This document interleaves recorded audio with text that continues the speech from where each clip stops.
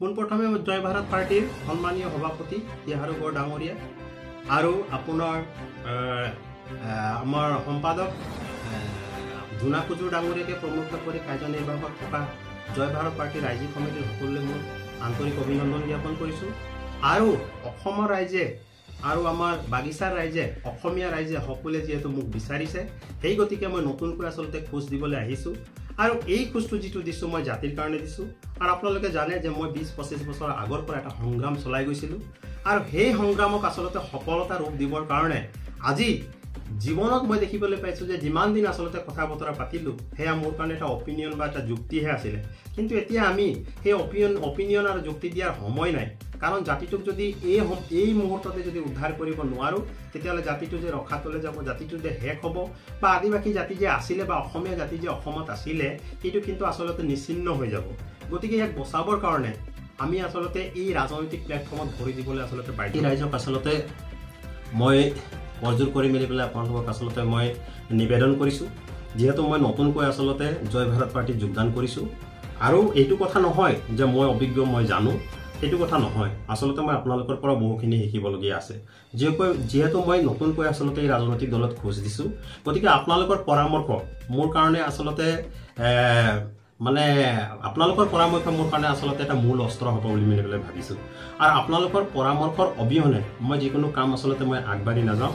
সৰুৰ পৰা ধৰি কনিষ্ঠৰ পৰা ধৰি জ্যেষ্ঠলৈকে, অগ্ৰজৰ পৰা ধৰি অনুজলৈকে সকলোৰ পৰা মই পৰামৰ্শ আচলতে মই বিচাৰিম, যাতে গঠনমূলক আচলতে আলোচনা কৰি মেলি পেলাই মই ৰাইজে যি বিপদত পৰি আছে বা ৰাইজে আজিলৈকে বিচাৰিছে কি সেই বস্তুবিলাক প্ৰাপ্যবিলাক লৈ যোৱাত মই কেনেকৈ ৰণনীতি কৌশল কৰিব লাগিব, কেনেকৈ আচলতে ৰণনীতি অৱলম্বন কৰিব লাগিব, সেইটো আপোনালোকৰ পৰা মই শিকিম বুলি মেলি পেলাই মই আশাবাদী।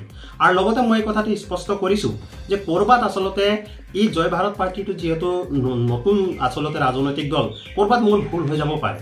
ক'ৰবাত ভুল হৈ গ'লে আচলতে তাত আপোনালোকে ভুল নধৰিব, আপোনালোকে মোক ক'ব পাৰিব, আপোনালোকে মোক অভিযোগ দিব।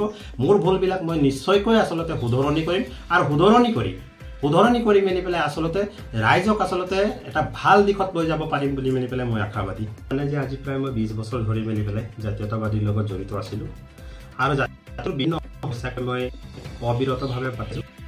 কিন্তু এতিয়া মই ভাবোঁ যে যুক্তি দি থকা বা অপিনিয়ন দি থকাৰ এতিয়া সময় নহয়।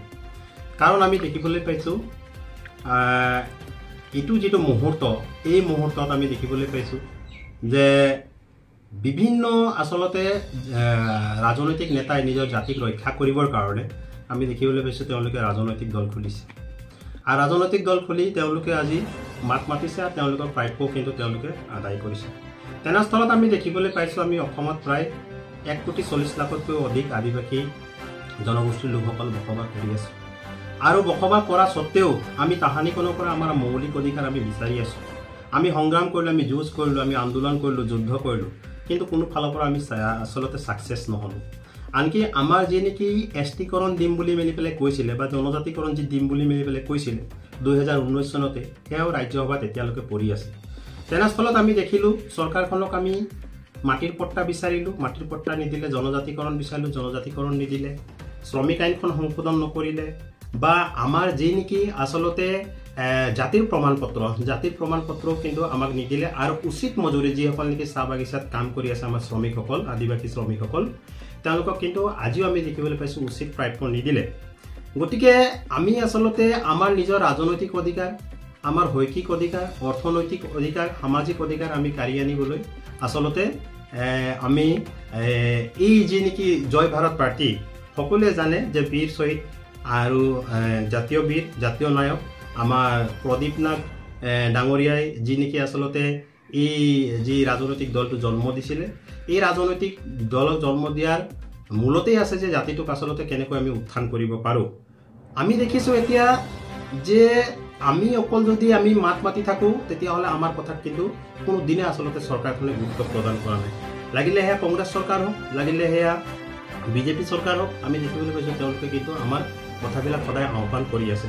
আজি কংগ্ৰেছে 55 বছৰ দিন শাসন কৰিলে, তেওঁলোকক কিন্তু আমাক জনজাতিকৰণ দিম বুলি ক'লে দিব পাৰিলে হয়, মাটিৰ পট্টা দিম বুলি ক'লে দিব পাৰিলে হয়, বা আমাৰ শ্ৰমিক আইনখন সংশোধন কৰিব পাৰিলে হয়, বা জাতিৰ প্ৰমাণ পত্ৰ আমাক দিব পাৰিলে হয়, কিন্তু তেওঁলোকেও নিদিলে। আৰু দেখিবলৈ পালোঁ যি নেকি আশা আৰু বিশ্বাস কৰি মেলি পেলাই শেষত আমি ভাৰতীয় জনতা পাৰ্টিক আমি আনিলোঁ, আৰু ভাৰতীয় জনতা পাৰ্টিক আমি আনি কৰি মেলি পেলাই আচলতে এই শাসনৰ গাদীত আমি বহুৱালোঁ কিন্তু বহুৱাৰ পাছত আচলতে ফাঁকিৰ ওপৰত ফাঁকি দি আছে সেই গতিকে সমগ্ৰ অসমীয়া জাতিটোৰ লগতে আদিবাসী জনগোষ্ঠীৰ ৰাইজে ক্ষোভিত হৈছে আৰু ক্ষোভিত হৈ আজি জয় ভাৰত পাৰ্টি নামৰ যি ৰাজনৈতিক দল জন্ম দিয়া হৈছে আৰু এই ৰাজনৈতিক দলত আচলতে আমাৰ যিবিলাক মৌলিক অধিকাৰ আছে এই ৰাজনৈতিক দলৰ পৰাই আচলতে আমাৰ মৌলিক অধিকাৰবিলাক কাঢ়ি আনিব পাৰিম বুলি মেলি পেলাই আমি আচলতে আশাবাদী